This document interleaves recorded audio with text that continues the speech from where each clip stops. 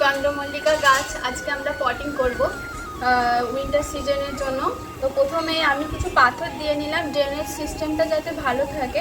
জল দেওয়ার পর জল যদি গোড়ায় বেঁধে থাকে তাহলে চন্দ্রমল্লিকা গাছ পচে যাওয়ার সম্ভাবনা থাকে, তাই আগে কিছু পাথর দিয়ে আমি ড্রেনেজ সিস্টেমটাকে করে নিলাম।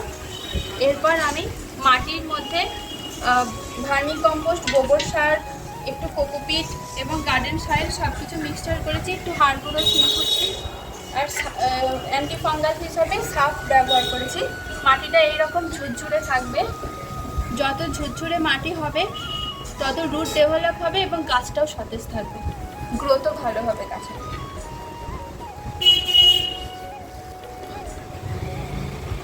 চন্দ্রমল্লিকা চারা নিয়ে এসেছি 1 সপ্তাহ আগে, তার মধ্যে এগুলো পিঞ্চিং করে দিয়েছি।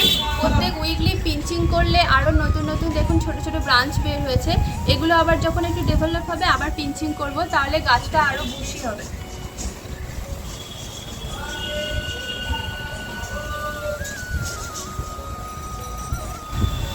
পিঞ্চিং করার নিয়ম হচ্ছে উপর থেকে দুটো পাতা, যে নতুন ডাল বেরোচ্ছে সেখান থেকে দুটো পাতা সহ ডালটাকে কেটে ফেলা।